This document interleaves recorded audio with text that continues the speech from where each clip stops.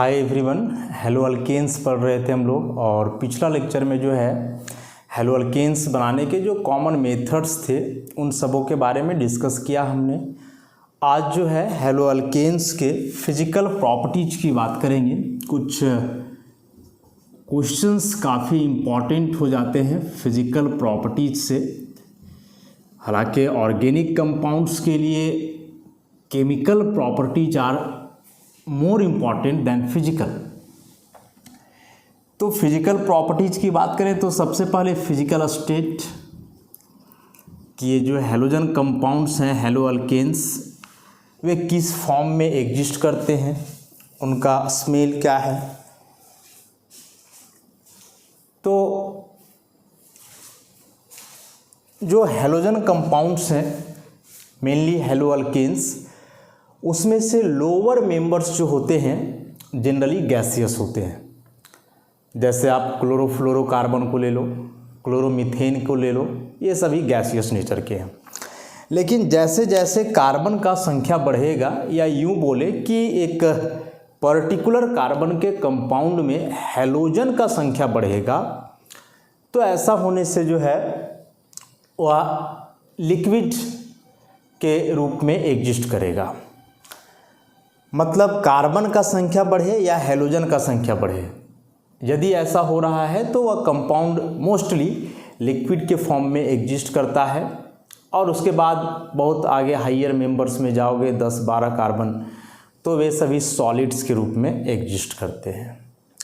कुछ special halogen compounds हैं hello alkanes जिनका कैरेक्टरिस्टिक स्मेल होता है। जैसे आप क्लोरोफॉर्म की बात करो, CH-Cl3 क्लोरोफॉर्म की आप बात करो, इसका एक कैरेक्टरिस्टिक स्मेल है, अपना अलग स्मेल होता है इसका। पढ़ेंगे इस कंपाउंड को डिटेल में, उस समय जानेंगे हम लोग। और यह एक कलरलेस लिक्विड होता है। लेकिन यदि वही आप आइडोफॉर्म को ले लो तो आइडोफॉर्म इज येलो सॉलिड, यह येलो सॉलिड है, जबकि यह एक कलरलेस लिक्विड है। तो फिक्स नहीं है ये, कंपाउंड टू कंपाउंड जो है फिजिकल स्टेट अलग भी होता है, कलर वेरी कर सकता है, स्मेल वगैरह अलग अलग हो सकते हैं। अब फिजिकल स्टेट के बाद यदि हम लोग बात करें इसमें, फिजिकल स्टेट के बाद तो सॉल्युबिलिटी की बात करेंगे। अब हम लोग जो है इसमें सॉल्युबिलिटी की बात करेंगे। तो किसी भी कंपाउंड का सॉल्युबिलिटी जो है हम लोग दो सॉल्वेंट में पता करते हैं। दो सॉल्वेंट मैंने दो प्रकार के सॉल्वेंट में, एक वाटर एक्वस सॉल्वेंट और दूसरा वाटर के अलावे non aqueous solvent, organic solvent वगैरह आ गए। तो देखो जो हैलोजन कंपाउंड्स होते हैं RX हैं तो ये पोलर, क्योंकि कार्बन हैलोजन का इलेक्ट्रोनेगेटिविटी डिफरेंस है, तो चार्ज डेवलप करेगा, पार्शियल पॉजिटिव पार्शियल नेगेटिव, और उसके चलते जो है कंपाउंड में पोलराइजेशन होगा। तो obviously haloalkanes are polar compounds although they are insoluble in water. Haloalkanes polar होने के बावजूद जो है वाटर में इनसॉल्युबल है। तो वाटर में सॉल्युबल होने के दो कंडीशंस होते हैं। पहला कंडीशन आपका है कि वह कंपाउंड पोलर हो, जो हेलो अल्केन है पोलरिटी को तो यह दिखा रहा है, लेकिन साथ ही साथ वह कंपाउंड H2O मॉलिक्यूल के साथ इंटरैक्ट करे। और H2O मॉलिक्यूल के साथ जो इंटरैक्शन होता है मेनली हाइड्रोजन बॉन्डिंग से होता है। और हाइड्रोजन बॉन्डिंग तो सारे कंपाउंड्स बनाते नहीं हैं। हाइड्रोजन बॉन्डिंग वही कंपाउंड्स बनाते हैं जिसमें हाइड्रोजन हो और या हाइड्रोजन जुड़ा हुआ हो आइदर फ्लोरीन से, आइदर ऑक्सीजन से, या फिर नाइट्रोजन से। मतलब जिस कंपाउंड में ऐसे FH बॉन्ड है, OH बॉन्ड है या NH बॉन्ड है, तो यही कंपाउंड जो है हाइड्रोजन बॉन्डिंग करते हैं। मतलब हाइड्रोजन जुड़ा हुआ रहेगा कोई small size highly electronegative element से, और उस केस में यही तीन एलिमेंट जो हैं फिट बैठते हैं। तो हैलोजन कंपाउंड्स या हेलो अल्केन्स जो हैं इसमें हाइड्रोजन तो है, लेकिन ऑब्वियसली यह हाइड्रोजन जो है जुड़ा हुआ है कार्बन से। और कार्बन हाइड्रोजन का पोलैरिटी में बहुत ज़्यादा अंतर नहीं है, या बोले कि कार्बन हाइड्रोजन का इलेक्ट्रोनेगेटिविटी में बहुत ज़्यादा अंतर नहीं है। और साथ ही साथ कार्बन का साइज भी थोड़ा बड़ा है इस सब के तुलना में, इलेक्ट्रोनेगेटिविटी भी काफ़ी कम है। तो large size small electronegative element से जब हाइड्रोजन जुड़ा हुआ हो तो वह हाइड्रोजन बॉन्डिंग का फॉर्मेशन नहीं करता है। क्वेश्चन भी है एनसीईआरटी बुक में कि haloalkanes are polar in nature although they are insoluble in water, explain. कि हेलो अल्केन्स पोलर हैं, इसके बावजूद वे वाटर में इनसॉल्युबल हैं, क्यों हैं, एक्सप्लेन करो इसको। तो सिंपल सा एक्सप्लेनेशन देना है कि they are unable to form hydrogen bond with H2O molecule, कि H2O मॉलिक्यूल के साथ वे हाइड्रोजन बॉन्ड बनाने में सक्षम नहीं हैं, और जो हाइड्रोजन बॉन्डिंग नहीं बना पाते हैं H2O मॉलिक्यूल के साथ, वे वाटर में जनरली इनसॉल्युबल ही होते हैं। हाँ, आयनिक कंपाउंड्स जो है वाटर में सॉल्युबल है, क्योंकि वहाँ हाइड्रोजन बॉन्डिंग से स्ट्रॉन्ग इंटरैक्शन होता है, जिसको हम लोग आयन डायपोल इंटरैक्शन के नाम से जानते हैं। That's why they are soluble in water. तो यह सॉल्युबिलिटी की बात हुई कि हैलोजन कंपाउंड्स पोलर होने के बावजूद भी वाटर में जनरली इनसॉल्युबल हैं, क्योंकि वे हाइड्रोजन बॉन्डिंग नहीं बना सकते हैं। अब वाटर में इनसॉल्युबल है तो obviously they are well soluble in organic solvents like benzene, ether and CCl4 itself is a very good organic solvent. तो वाटर में सॉल्युबल नहीं है, लेकिन जितने ऑर्गेनिक सॉल्वेंट्स हैं मोस्टली सब में जो है हेलो अल्केन्स डिजॉल्व कर जाते हैं। तो ये फिजिकल प्रॉपर्टीज का मायने तब रह जाता है जब आप प्रैक्टिकल करोगे, कि आप कंपाउंड लिए, उस कंपाउंड को डिजॉल्व करना है तो वहाँ एक सॉल्वेंट सेलेक्ट करना पड़ता है, जो सॉल्वेंट रिएक्शन में पार्टिसिपेट ना करे, कंपाउंड को डिजॉल्व भी करे, रिएक्शन मीडियम को स्मूथ बना करके रखे। ऐसे कई फैक्टर्स होते हैं। और इसके बाद जो है फिजिकल स्टेट सॉल्युबिलिटी के बाद इसमें अब हम लोग देखते हैं boiling point. Boiling point, boiling point किसी भी सब्सटेंस का दो फैक्टर पे, मेनली दो फैक्टर पे डिपेंड करता है। एक उस सब्सटेंस का मोलर मास और दूसरा इंटरमॉलिक्यूलर इंटरैक्शन। इन दो फैक्टर्स पे जो है बॉइलिंग पॉइंट किसी भी सब्सटेंस का डिपेंड करता है। तो सबसे पहले जो हेलो अल्केन्स हैं वे तो अल्केन्स के हैलोजन डेरिवेटिव्स हुए। तो यदि आप अल्केन और हेलो अल्केन को कंपेयर करोगे, सपोज आप CH4 माने मीथेन और क्लोरोमीथेन की बात कर रहे हो, कि दोनों में बॉइलिंग पॉइंट किसका अधिक होगा।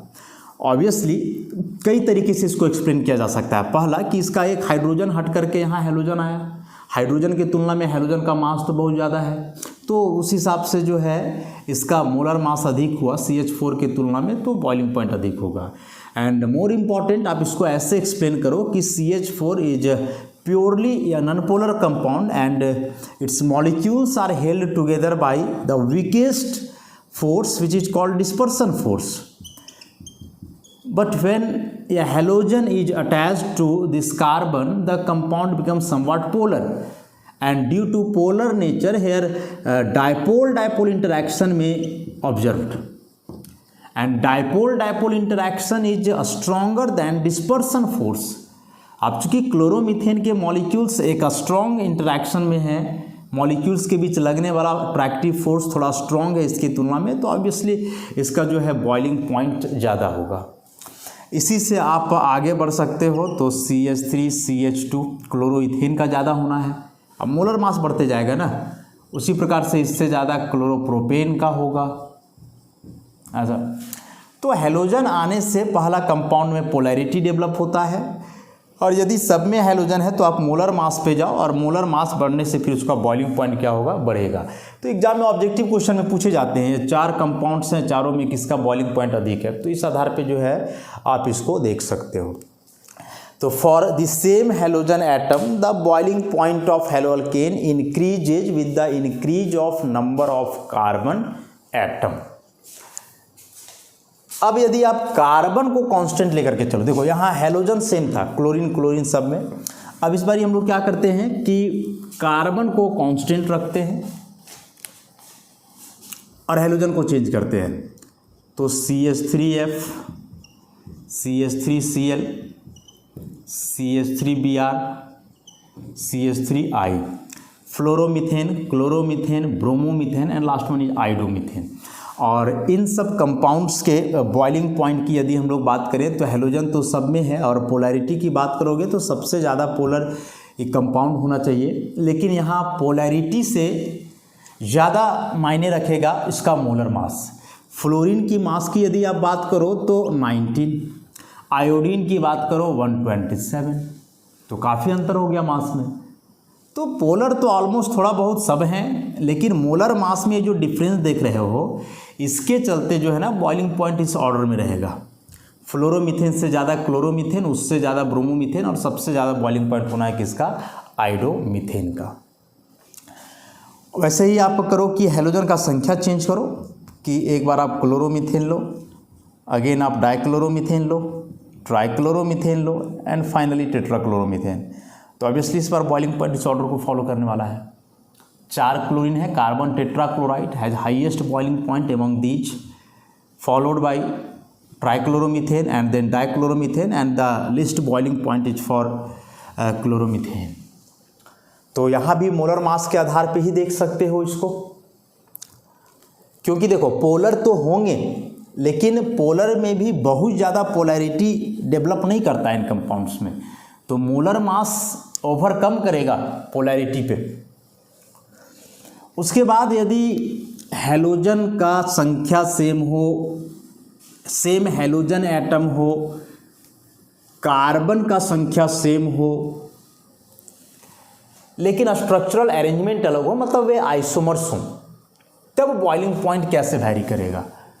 तब बॉइलिंग पॉइंट कैसे वैरी करेगा? जैसे आप 1 क्लोरोब्यूटेन लो, उसके बाद आइसोक्लोरोब्यूटेन लो, सॉरी आइसोक्लोरोब्यूटेन नहीं, आइसोब्यूटाइल क्लोराइड, ऐसा। उसके बाद आप सेकेंडरी ब्यूटाइल क्लोराइड लो, और फिर आप tertiary butyl chloride low. All these 4 compounds contain same halogen, same number of halogen atoms, same number of carbon atoms, means they all have same molecular mass. But they have different structural arrangement, and these 4 are isomers of one another. Here this one is 1 degree alkyl halide, this one is also 1 degree alkyl halide, and these 2 are different. This is 2 degree and the last one is 3 degree. सब में carbon का संख्या same, halogen का संख्या same, halogen भी same, तो molar mass सबका same होगा, उस सब में कोई फैक्ट नहीं है। तो अब हम लोग इसमें कंपेयर क्या करेंगे? तो अब हम लोग कंपेयर करेंगे यहाँ मॉलिक्यूलर इंटरैक्शन। और मॉलिक्यूलर इंटरैक्शन देखो, जो वैन डर वाल इंटरैक्शन होता है, वैन डर वाल इंटरैक्शन मोस्टली जो है डिपेंड करता है उस मॉलिक्यूल के सरफेस एरिया पे। मॉलिक्यूल का सरफेस एरिया जितना अधिक होगा, उसके बीच का वैन डर वाल इंटरैक्शन उतना ज़्यादा होगा, और फिर उसका बॉइलिंग पॉइंट भी उतना ही अधिक होता है। तो अभी जो देख रहे हो कि ये नॉर्मल चेन है, 1 डिग्री, ये भी 1 डिग्री है, या 2 डिग्री हुआ और 3 डिग्री हुआ, मतलब ब्रांचिंग इंक्रीज कर रहा है, ब्रांचिंग बढ़ रहा है। अब इसको आप ऐसे समझो कि जैसे मान लो यह एक लीनियर चेन कंपाउंड हुआ, और दूसरा भी जो है लीनियर चेन है, तो ये 2 मॉलिक्यूल्स हैं जिनका अरेंजमेंट लीनियर चेन में है।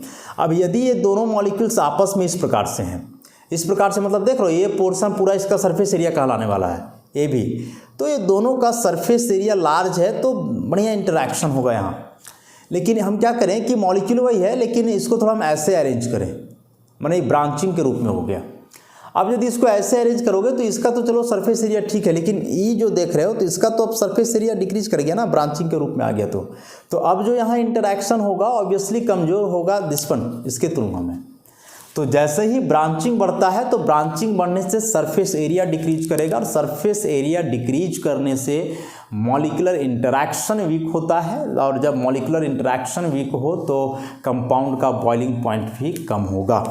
तो उस हिसाब से जो एन ब्यूटाइल क्लोराइड है highest boiling point, followed by isobutyl chloride, secondary butyl chloride, and the lowest boiling point is found for tertiary butyl chloride. तो यह जो है बॉइलिंग पॉइंट का ऑर्डर था। कई केस इसमें हम लोग देखें, ऑब्जेक्टिव क्वेश्चंस के लिए काफ़ी इंपॉर्टेंट है, तो इसको ध्यान में रखोगे। उसके बाद अब इसमें हम लोग बात करें, देखो चूंकि हैलोजन कंपाउंड्स हैलोअल्केन्स बन रहे हैं अल्केन से मोस्टली। अब कंपेयर करो आप मीथेन और क्लोरोमीथेन को। पता है कि हाइड्रोकार्बन जो है ज्वलनशील होते हैं, फ्लैमेबल नेचर के होते हैं, ज्वलनशील होते हैं, फ्यूल का काम करते हैं, वे जलते हैं हाइड्रोकार्बन्स। अब जैसे जैसे इसका हाइड्रोजन कम हो करके हैलोजन आते जाएगा, जो इनफ्लैमेबल नेचर है वह घटते जाएगा। Methane is more inflammable than chloromethane, followed by dichloromethane, followed by trichloromethane and tetrachloromethane. तो कार्बन ठीक है सब में बराबर है, हाइड्रोजन जितना ज़्यादा रहता है वह उतना ही ज़्यादा इन्फ्लेमेबल नेचर का है। तो सबसे ज़्यादा ज्वलनशील होगा मीथेन, उससे कम क्लोरोमीथेन, उससे कम डाइक्लोरोमीथेन, ट्राइक्लोरोमीथेन, फिर टेट्राक्लोरोमीथेन, क्योंकि हाइड्रोकार्बन्स ही इन्फ्लेमेबल नेचर के होते हैं। हाइड्रोकार्बन्स मतलब हाइड्रोजन कार्बन दोनों होना चाहिए उसमें, तो कार्बन सेम है और हाइड्रोजन कम होते जा रहा है, तो उसका इन्फ्लेमेबल का जो प्रॉपर्टी है, इन्फ्लेमेबल नेचर, वह धीरे धीरे क्या होगा, डिक्रीज होगा, घटेगा। तो ये कॉमन कुछ फिजिकल प्रॉपर्टीज़ थे हैलोअल्केन्स के। अब हम लोग आते हैं हैलोअल्केन्स के केमिकल प्रॉपर्टीज पे। हैलोअल्केन्स के केमिकल प्रॉपर्टीज पे, केमिकल प्रॉपर्टीज। केमिकल प्रॉपर्टीज में जो है सबसे पहले तो हम लोग ये देखेंगे कि आखिर हैलोजन कंपाउंड्स केमिकली रिएक्टिव क्यों हैं। केमिकल प्रॉपर्टीज में उनका केमिकल रिएक्शंस, तो आखिर क्यों हैलोअल्केन केमिकल रिएक्शन में इन्वॉल्व होते हैं, सबसे पहले उसकी बात करें हम लोग। तो देखो आप कोई हैलोअल्केन यदि लेते हो तो ऑब्वियसली उसमें कार्बन हैलोजन के बीच होना है बॉन्ड, कार्बन हैलोजन के बीच बॉन्ड होना है। मोस्टली आप कोई रिएक्शन करवाते हो तो most of the chemical reactions involve the breaking and remaking of bonds. तो firstly we have to break the bond, और बॉन्ड का ब्रेकिंग उतना ही आसान होता है जितना उस बॉन्ड का पोलैरिटी होता है। तो जैसे आप इसी को कंपेयर करो एक सिंपल अल्केन से जिसमें कार्बन हाइड्रोजन के बीच बॉन्ड हो, और दूसरा हैलोअल्केन से जिसमें कार्बन हैलोजन के बीच बॉन्ड हो। कार्बन हाइड्रोजन का बॉन्ड मोस्टली नॉन पोलर है, not 100% non polar, electronegativity difference है थोड़ा बहुत, तो पोलैरिटी हो सकता है समथिंग। लेकिन इसके तुलना में इसकी बात करें तब तो यह बॉन्ड काफ़ी पोलर होने वाला है, क्योंकि कार्बन और हैलोजन का इलेक्ट्रोनेगेटिविटी में तो एक एप्रिसिएबल डिफरेंस होता है। तो उस हिसाब से here we got del positive and here del negative. अब इलेक्ट्रोनेगेटिविटी डिफरेंस के चलते जब बॉन्ड पेयर का डिस्प्लेसमेंट होगा तो मोर इलेक्ट्रोनेगेटिव हैलोजन पे पार्शियल नेगेटिव चार्ज आने वाला है, एंड लेस इलेक्ट्रोनेगेटिव कार्बन पे पार्शियल पॉजिटिव चार्ज आएगा। And due to the development of partial positive and negative charges here to opposite ends are created and the bond get finally polarised. और यदि यह bond polarised हो रहा है, इसका मतलब कि इसका ब्रेकिंग अब आसान हो गया, यह आसानी से डिसोसिएट करेगा और बॉन्ड आसानी से टूट रहा है, इसका मतलब यह केमिकल रिएक्शन में भी जो है इजीली पार्टिसिपेट करेगा। तो मेन फीचर जो है या मेन रीजन जो है केमिकल रिएक्शन के पीछे हैलोअल्केन का, वह है इस कार्बन हैलोजन बॉन्ड का पोलर होना। और पोलर होने के चलते ही जो है इसका न्यूक्लियोफिलिक सब्स्टिट्यूशन रिएक्शंस होगा, एलिमिनेशन रिएक्शंस होगा, कई रिएक्टिव मेटल से कंबाइन करेगा, कुछ रीअरेंजमेंट आइसोमेराइजेशन टाइप के रिएक्शंस हो सकते हैं। तो अल्केन के तुलना में हैलोअल्केन अधिक रिएक्टिव होंगे, और साफ सा रीजन इसका है कि इसमें कार्बन हैलोजन का बॉन्ड क्या है, पोलर। पोलर बॉन्ड है, इसका मतलब आसानी से जो है ब्रेक कर सकता है, टूट सकता है। और साथ ही साथ कार्बन हाइड्रोजन बॉन्ड से कार्बन हाइड्रोजन का बॉन्ड वीक होता है, कमज़ोर बॉन्ड है।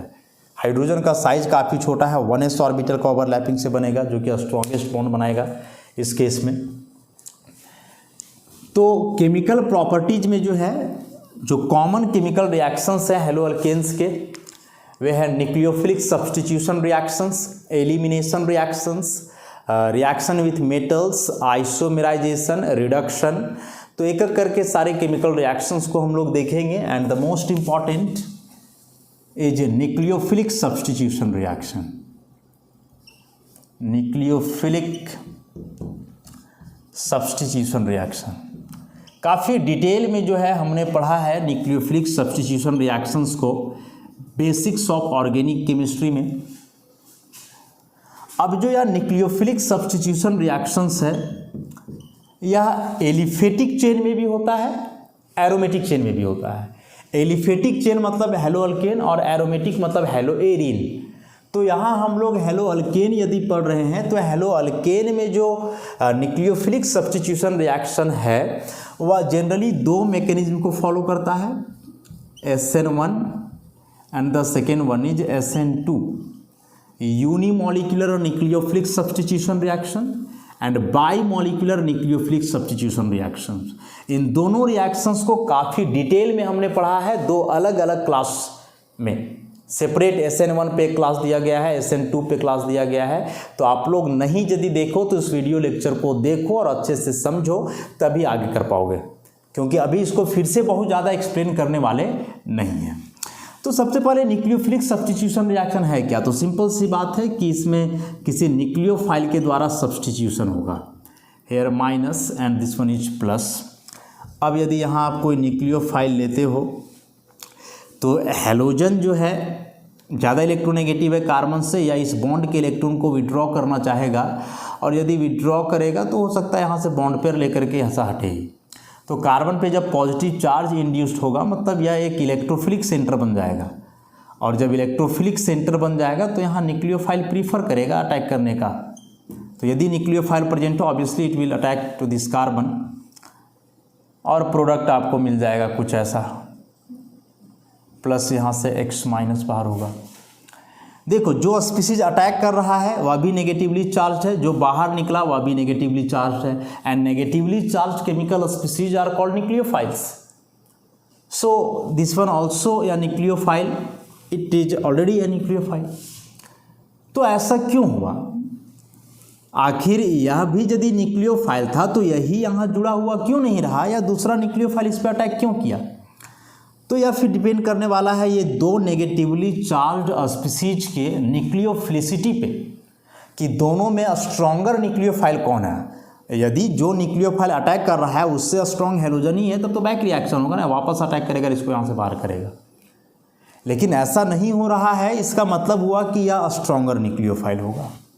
जैसे मान लो कहीं आप कोई काम कर रहे हो, किसी पोस्ट पे हो, कोई भी काम आप कर रहे हो, सपोज आप टीचिंग का ही काम कर रहे हो कहीं, और आप कोई पेपर पढ़ा रहे हो, तो ठीक है आप वह पेपर पढ़ा रहे हो, कोई दिक्कत नहीं है। लेकिन वही पेपर पढ़ाने के लिए कोई अदर फैकल्टी आया, अब वह फैकल्टी आपको रिप्लेस करेगा कि नहीं करेगा, या उस फैकल्टी का नेचर और काबिलियत और आपके नेचर और काबिलियत पे भी डिपेंड करेगा। कई बार ऐसा होता है कि एक तो ये है कि चलो आप पहले से पढ़ा रहे थे और आपसे ज़्यादा काबिल है, ज़्यादा अनुभवी है, ज़्यादा अच्छे से बतला पा रहा है, समझा पा रहा है, तो ये आपको रिप्लेस करेगा, आपसे स्ट्रॉन्ग हुआ। किसी किसी केस में क्या होता है कि यह आपसे स्ट्रॉन्ग नहीं है, मतलब यह आपसे ज़्यादा नहीं जान रहा है, लेकिन आपका कुछ बिहेवियर ठीक नहीं है। कुछ बिहेवियर ठीक नहीं मतलब आप ऐसा मौका दे करके रखे हो इंस्टीट्यूशन का कि कोई जगह मिले और आपको वहाँ से बाहर कर दे, मतलब आपका जो लीव करने का टेंडेंसी है, निकलने का, वह ज़्यादा है। आप थोड़ा फांकी मारते हो, देर से जाते हो, सिलेबस को कंप्लीट नहीं कर पाते हो। नॉलेज ठीक है, आप इससे ज़्यादा जान रहे हो, लेकिन ये सब सारे कुछ फैक्टर्स हैं जो आपको वहाँ से लीव करने को मजबूर कर रहे हैं। तो इस केस में भी जो है वह आपको सब्स्टिट्यूट करेगा, आपको वहाँ से निकालेगा। तो दो फैक्टर, एक कि जो उधर से आ रहा है वो आपसे ज़्यादा जानकार हो, स्ट्रॉन्ग हो आपसे, और दूसरा कि स्ट्रॉन्ग हो ना हो लेकिन आपका लिविंग टेंडेंसी जो है यहाँ से अधिक हो, कुछ आपका बिहेवियर के चलते। उसी प्रकार से जो यहाँ न्यूक्लियोफाइल अटैक कर रहा है, यदि यह इससे स्ट्रॉन्ग है तो अटैक करेगा। दूसरा कि यह जो ग्रुप यहाँ से निकल रहा है, यदि इसके लीव करने का टेंडेंसी ज़्यादा है, मतलब लीव करने के बाद इसके स्टेबिलिटी में अंतर आ रहा है, लिविंग टेंडेंसी इसका बेहतर है, तो उस केस में भी हटेगा और न्यूक्लियोफाइल यहाँ अटैक करेगा ही करेगा। अब यदि न्यूक्लियोफाइल लिविंग ग्रुप के अपोजिट साइड से अटैक करता है तो इसको हम लोग SN2 बोलते हैं, जिसमें एक ट्रांजिशन स्टेट बनता है, कोई रिएक्शन इंटरमीडिएट का फॉर्मेशन नहीं होता है, और यह फैक्टर जो है टोटली स्टेरिक हिंड्रेंस पे डिपेंड करता है। मॉलिक्यूल के ओरिएंटेशन पे, स्टेरिक हिंडरेंस पे डिपेंड करता है। लेकिन वही यदि है कि इसमें से कार्बन हैलोजन का बॉन्ड पहले ब्रेक कर जाए और ब्रेक करने के बाद कार्बोकेटायन बने और तब इस कार्बोकेटायन पे न्यूक्लियोफाइल अटैक करे और देन प्रोडक्ट का फॉर्मेशन हो। अच्छा, तो यदि ऐसे 2 स्टेप में रिएक्शन हो रहा है through a carbocation intermediate, then obviously it will follow SN1 mechanism. तो SN1 से भी हो सकता है रिएक्शन, SN2 से भी हो सकता है। और कब SN1 कब SN2 होगा, इसके लिए आपको पूरा SN1 और SN2 का कैरेक्टरिस्टिक्स जानना होगा।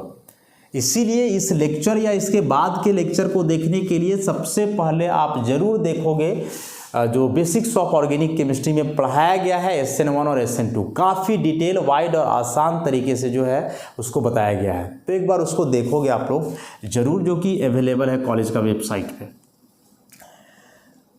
तो SN1 और SN2 के थ्रू ही जो है न्यूक्लियोफाइल अटैक करेंगे इस हैलोअल्केन के मॉलिक्यूल पे, जिसमें कार्बन एक इलेक्ट्रोफिलिक सेंटर है और फॉर्मेशन हो जाना है यहाँ एक प्रोडक्ट का, सब्स्टिट्यूशन प्रोडक्ट का। तो कुछ रिएक्शन इसमें हम लोग देखें, टोटल 10 से 11 रिएक्शंस पढ़ने हैं इसमें।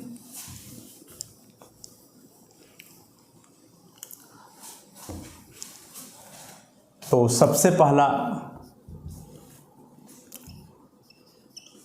Substitution bye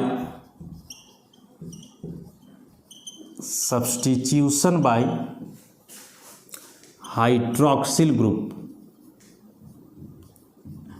substitution by hydroxyl group.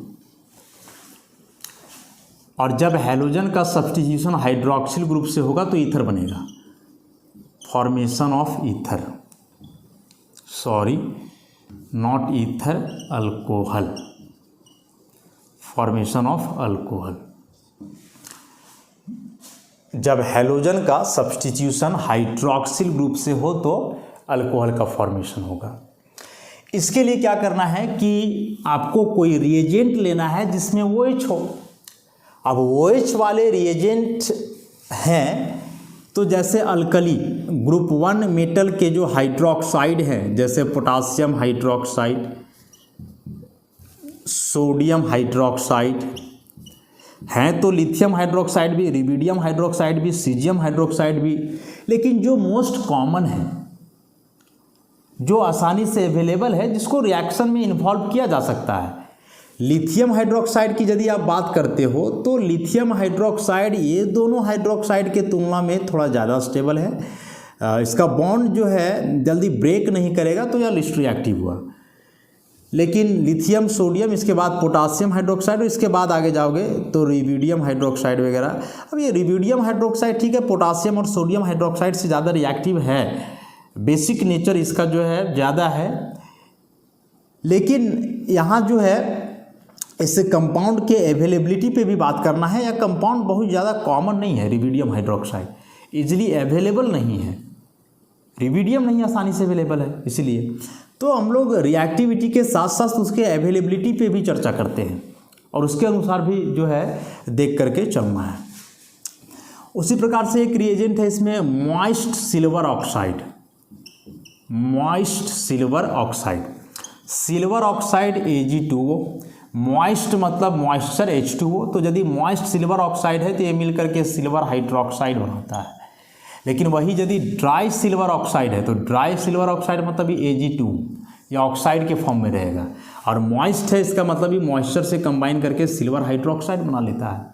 तो ये 3 मोस्ट कॉमन रिएजेंट हैं जिसमें हाइड्रोक्सिल ग्रुप है जो हैलोजन को आसानी से रिप्लेस कर सकता है। तो सोडियम हाइड्रोक्साइड, पोटासियम हाइड्रोक्साइड और यह एक सिल्वर हाइड्रोक्साइड। तो जब आप हैलोअल्केन को जो है रिएक्ट करवाओगे इन हाइड्रोक्साइड से तो रिप्लेसमेंट होगा हैलोजन का और बनेगा अल्कोहल।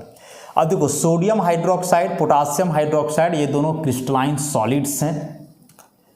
अब क्रिस्टलाइन सॉलिड्स हैं तो रिएक्शन डायरेक्ट तो वैसे करवाओगे नहीं, कोई ना कोई सॉल्वेंट में इसको डिजोल्व करना होगा। और चूंकि बेसिक नेचर के हैं तो वाटर जो है एक बहुत ही कॉमन सॉल्वेंट हुआ ऐसे सब्सटेंस के लिए। तो हम लोग क्या करते हैं कि KOH या NaOH का एक्वस सॉल्यूशन जो है बनाते हैं और उस एक्वस सॉल्यूशन से रिएक्शन करवाते हैं किसका, हेलो अल्केन का।